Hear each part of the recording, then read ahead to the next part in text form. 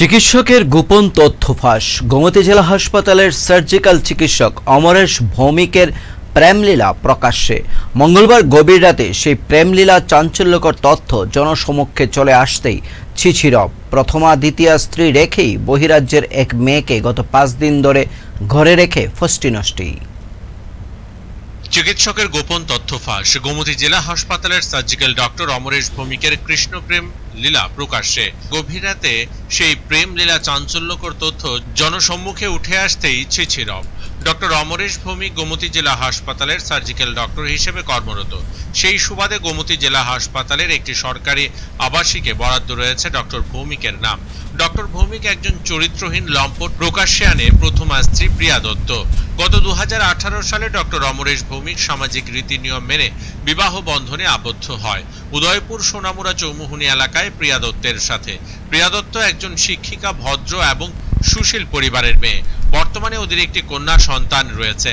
স্ত্রী ও কন্যা সন্তান থাকা সত্ত্বেও ডক্টর অমরেশ ভৌমিকের অবৈধ সম্পর্ক রাজ্য বহিরাজ্য বহু জায়গায় রয়েছে।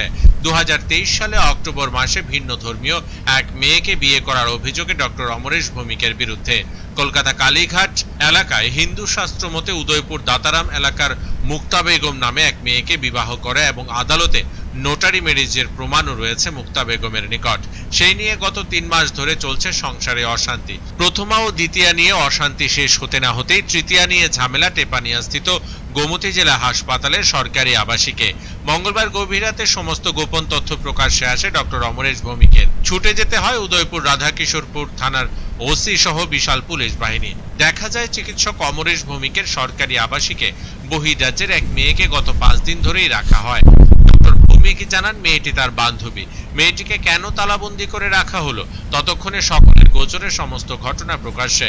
অভিযোগ, ডক্টর অমরেশ ভৌমিক রড দিয়ে দ্বিতীয় স্ত্রী মুক্তা বেগম ও তার বান্ধবী প্রিয়া দাসকে প্রচন্ডভাবে মারধর করে রক্তাক্ত করে এবং তাড়িয়ে দেয় গভীর রাতে।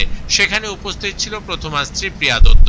আরকেপুর থানার ওসি বাবুল দাস খবর পেয়ে দ্রুত ছুটে যায় এবং মেয়ে দুটিকে উদ্ধার করে গোমতী জেলা হাসপাতালে চিকিৎসার জন্য নিয়ে যায়।